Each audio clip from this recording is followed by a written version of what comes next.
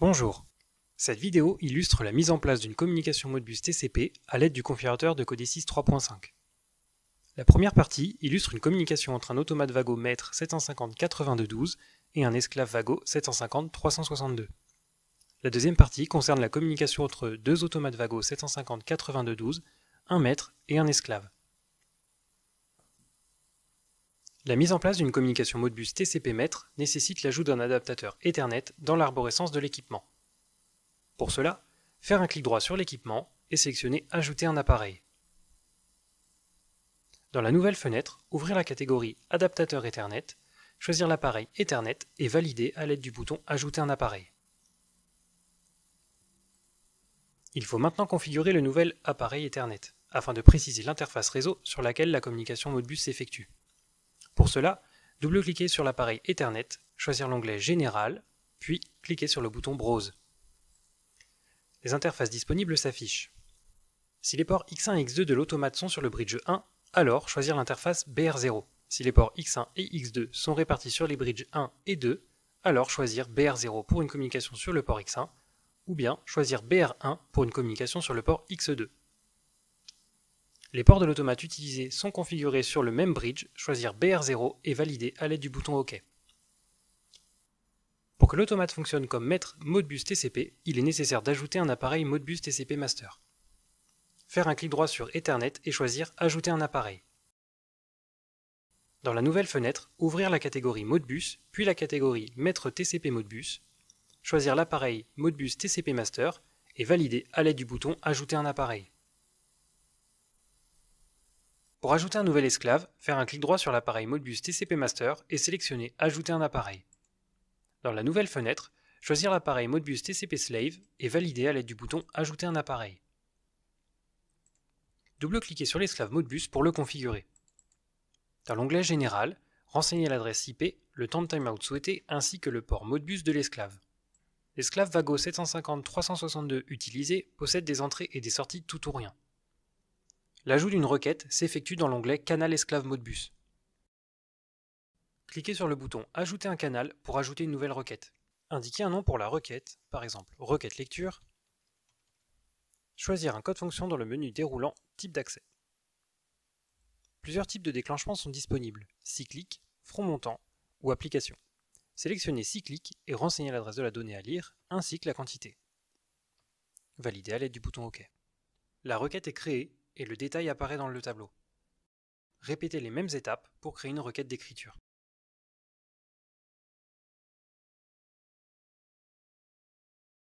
Pour utiliser ces requêtes dans le programme, il est nécessaire d'ajouter des mnémoniques. Pour cela, choisir l'onglet Modbus TCP Slave Mappage ES. Développer les arborescences et renseigner un mnémonique en double-cliquant dans la colonne variable. Par exemple, entrée tor 1 pour la requête de lecture et sortie tor 1 pour la requête d'écriture. Les variables entrée tor 1 et sortie tor 1 sont désormais utilisables dans le programme. Le but du programme est de recopier l'état d'une entrée de l'esclave sur une de ses sorties. Écrire la ligne sortie tor 1, entrée tor 1, point virgule. Charger le programme dans l'automate et démarrer. L'état de la communication est indiqué par les symboles à gauche des appareils Ethernet, Modbus TCP Master et Modbus TCP Slave. S'ils sont verts, alors la communication fonctionne. Le programme de l'automate maître lit l'entrée de l'esclave et recopie son état sur la sortie de l'esclave.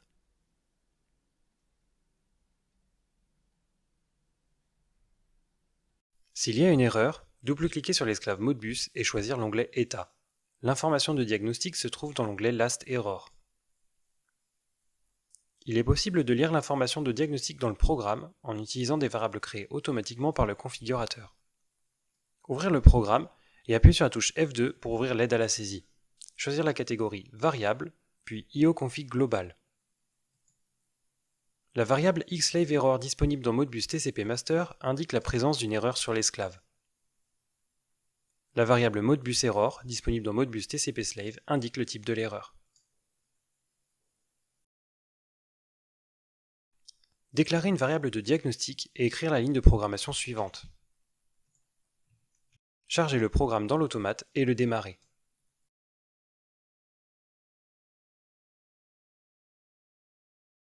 Le texte de l'erreur s'affiche.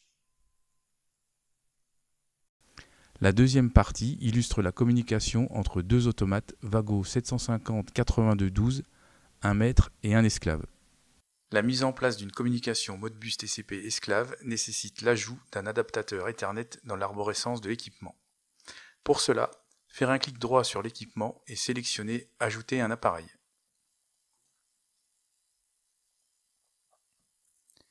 Dans la nouvelle fenêtre, ouvrir la catégorie Adaptateur Ethernet, choisir l'objet Ethernet et valider à l'aide du bouton « Ajouter un appareil ».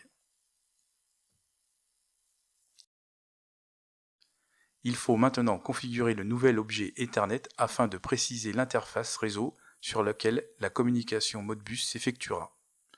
Pour cela, double-cliquez sur l'objet Ethernet, choisir la catégorie Générale, puis cliquez sur le bouton Browse.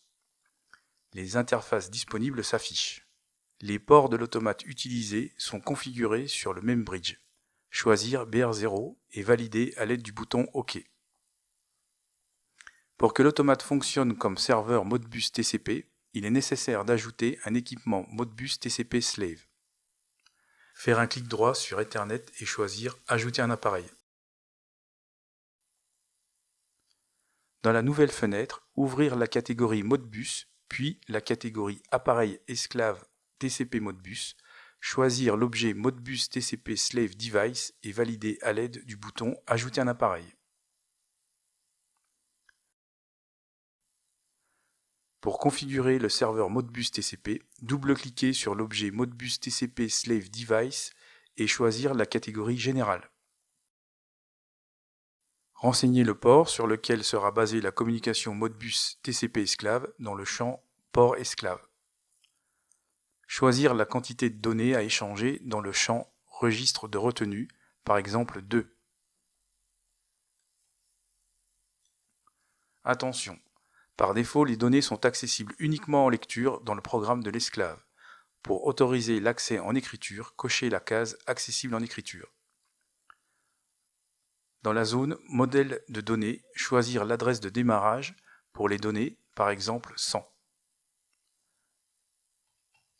Pour mettre des variables à disposition en Modbus, choisir la catégorie Modbus TCP Slave Device Mappage Entrée-Sortie. Ouvrir l'arborescence des registres de retenue. Double-cliquez dans la colonne Variables sur les lignes liées aux index 0 et 1 du tableau et renseignez un nom, par exemple valeur 1 et valeur 2. La variable valeur 1 est liée au premier index du tableau Registre de retenue. Elle aura pour adresse Modbus 100 parce qu'il s'agit de l'adresse de démarrage comme vu dans la catégorie Générale. La variable valeur 2 est quant à elle liée au deuxième index et aura l'adresse Modbus 101. Il est nécessaire d'appeler ces deux nouvelles variables dans le programme pour qu'elles soient rafraîchies. Ouvrir le programme, cliquez dans la zone de programmation. Écrire les lignes suivantes. Valeur 1, 2 points, égale valeur 1 plus 1, point virgule, et valeur 2, point virgule. Dans le programme du maître, ajoutez un adaptateur Ethernet, un appareil Modbus TCP Master et un esclave.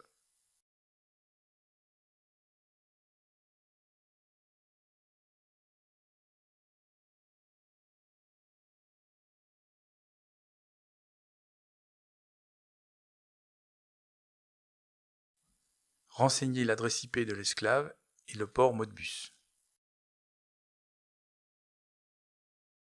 Créez une première requête permettant de lire la variable valeur 1 de l'esclave et une deuxième permettant d'écrire la variable valeur 2. Ajoutez des mnémoniques sur ces requêtes dans l'onglet Modbus TCP Slave Mappage Entrée-Sortie.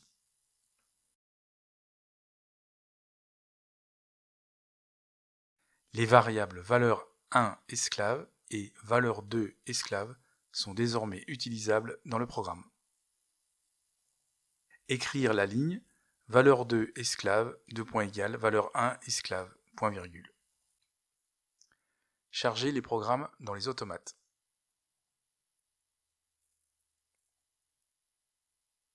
Les démarrer.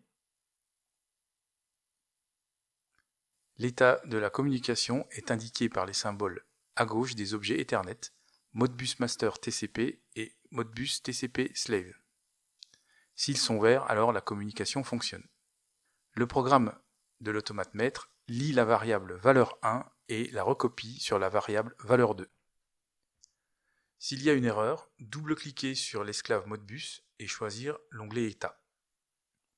L'information de diagnostic se trouve dans l'onglet Last Error. Il est possible de lire l'information de diagnostic dans le programme en utilisant des variables créées automatiquement par le configurateur. Ouvrir le programme et appuyer sur la touche F2 pour ouvrir l'aide à la saisie. Choisir la catégorie variable, puis IO config global. La variable xSlaveError, disponible dans Modbus TCP Master, indique la présence d'une erreur sur l'esclave. La variable ModbusError, disponible dans Modbus TCP Slave, indique le type d'erreur sur l'esclave. Déclarer une variable de diagnostic et écrire la ligne de programmation suivante. Charger le programme dans l'automate et le démarrer. Le texte de l'erreur s'affiche. Si vous avez des questions, n'hésitez pas à contacter votre support Vago local.